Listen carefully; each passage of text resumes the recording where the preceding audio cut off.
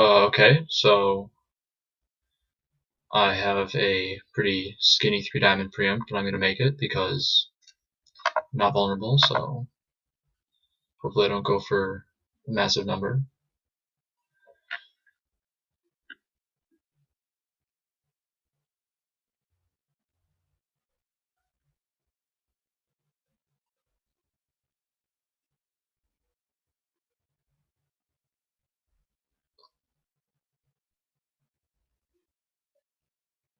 Now, Dan and I have never played, so I have no idea what he thinks I'll have for my preempt, but he should have a pretty good idea since I'm a young player, and young players sort of bid on not very much most of the time, or much of the time. So we'll see. I don't know if his tank here is because he's thinking or because he is having technical problems or he's talking about the stream, but we'll see.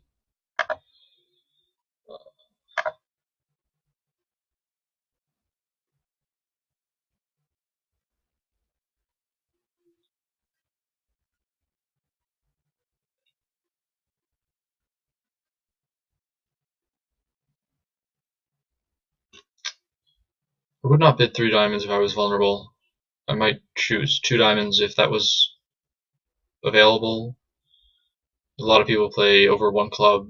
2 clubs is natural because 1 club isn't really a suit, and that allows you to bid clubs when you have clubs and not be shut out if they start bidding. So if you do that, most people play then 2 diamonds shows both majors, like it would over a 1 diamond opening. But depending on partnership agreements, if 2 diamonds is available as a weak jump overcall, I would maybe do it if I was vulnerable. 7-card suit sort of balances out the rest of the hand being pretty weak. I don't think 3 diamonds is really in the picture if I was vulnerable. Although some people might do it, depending on how aggressively they preempt, but especially with no spots at all in diamonds and no real reason to think that you need to preempt super high, sort of feels like throwing the board up in the air.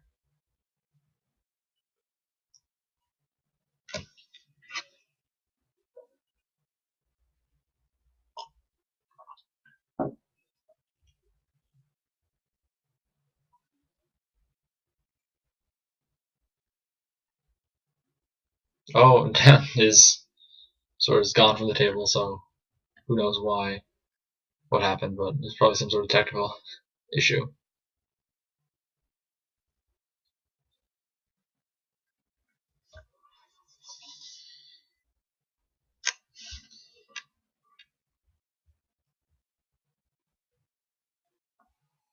And he's back.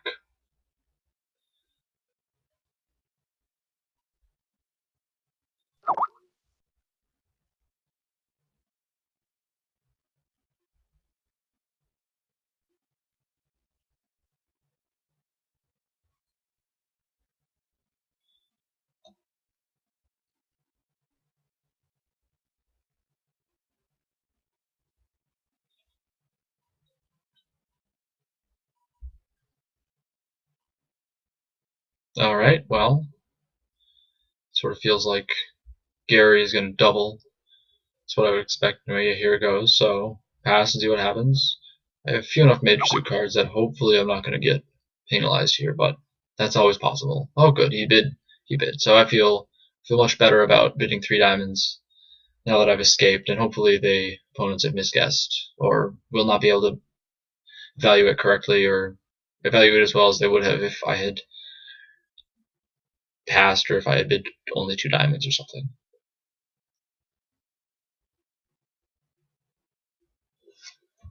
I guess it's possible that Dan has some very strong hand with short diamonds that was waiting to double the opponents.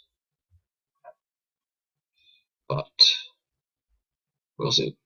Oh, no, he's competing, so he must have had some hand that sort of expected he might be able to buy the contract in 3 diamonds, but now he's got enough diamonds that he's taking the push. So I'm in 4 diamonds here.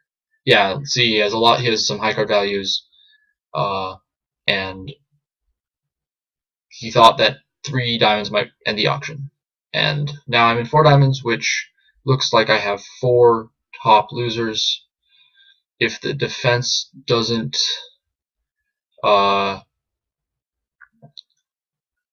get the best defense would be to play 3 rounds of clubs and then a spade through, which would force me to take the spade finesse. But if they don't do that, I can try to, I could maybe lead a heart toward the king and see if that works. Okay, so here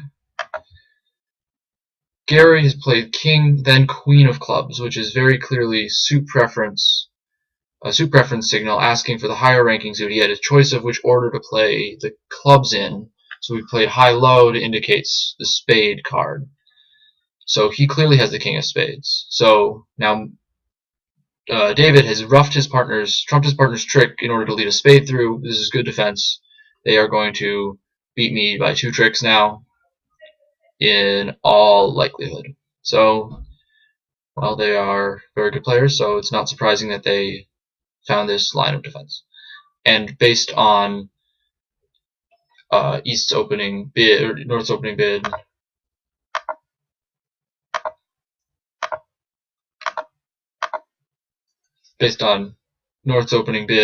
it's very clear that he had the rest of the points. He has king, queen of clubs, king of spades is 8, and he really needs the ace of hearts to come up to an opening bid. So I was down 2 and 4 diamonds, and let's see how they do in hearts.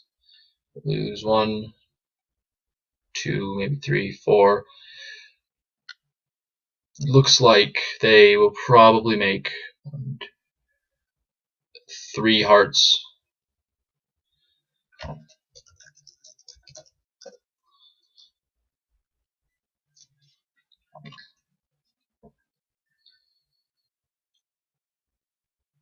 So probably minus 100 is a pretty decent match point result, which hopefully beats out some 110s the other way.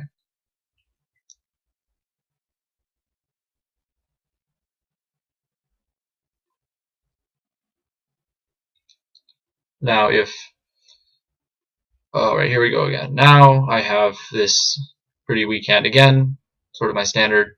Some people would preempt 2 spades, trading on the favorable vulnerability in first position. There's sort of a lot that could gain, but I don't think, that's not really my style, so I'm just going to pass and see what happens.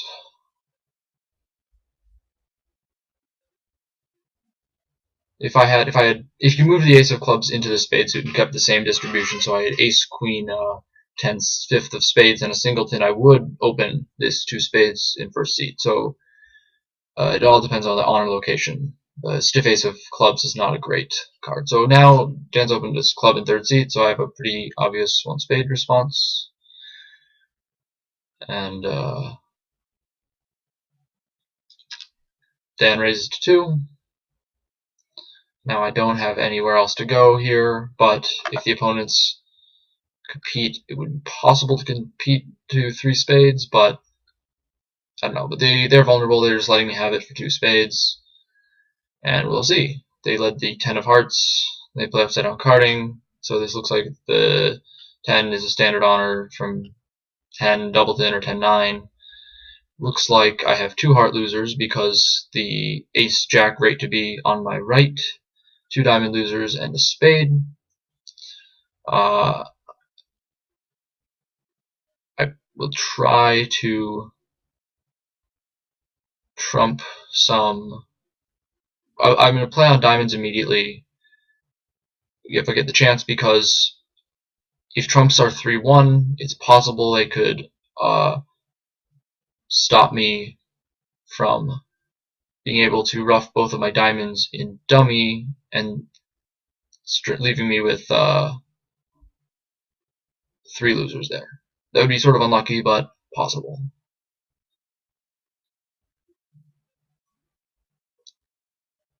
So I'm going to take this finesse against the Jack of Diamonds. If it loses, no big deal. I'm planning to rough diamonds and dummy anyway. And my trumps are good enough where I don't really need to worry about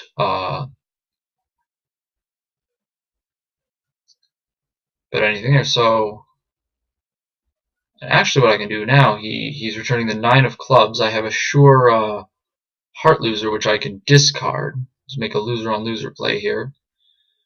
In case he's underled the King of Clubs, but obviously he hasn't. And now I can switch horses and just play on spades immediately because I have a parking place for my other diamond loser in the form of the Queen of Clubs, which is now established. So I will, unless spades there's like 4-0, in which case I'll be able to go back to my original plan of playing on diamonds. I should be able to pitch a diamond on the club, rough at least one, pitch another, and that'll be that. So it should be making 2, which is a pretty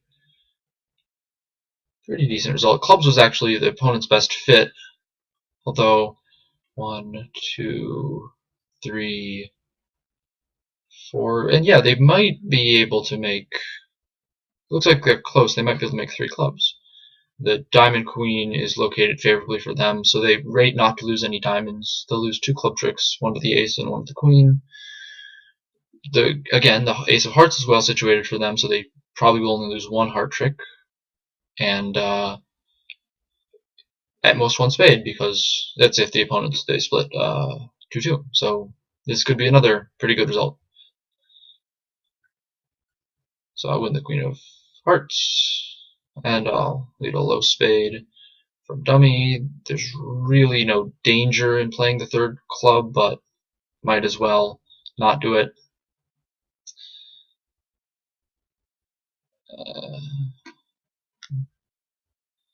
I'll just rough a diamond high.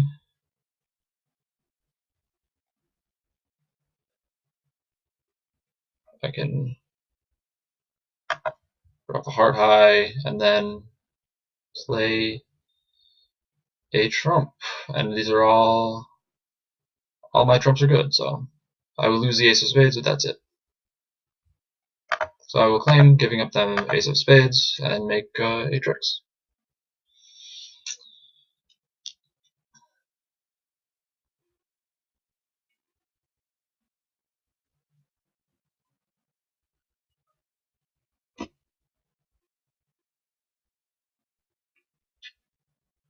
And I guess one more point is that the hearts, there's really no danger of a 2nd round heart rough, because with ace jack 10 or ace jack 5th of hearts and the couple of side cards he's known to hold, Gary would definitely have overcalled a heart. So hearts, which could be 5-1, sort of they could certainly be 5-1, but not on the auction. And again, we maybe have some technical difficulties here.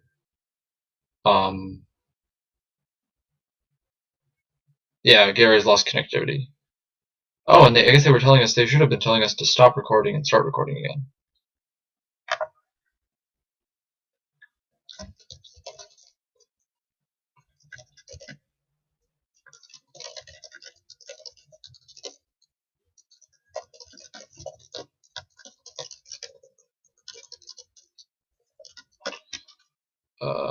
Claim and give them the ace of spades.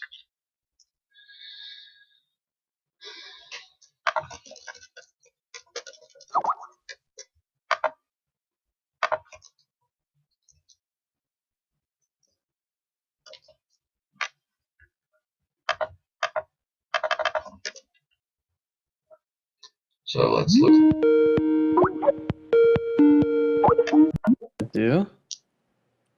I go ahead and add him. Got David. So I'm gonna go ahead and add. Hey guys. So we're just gonna debrief really quick.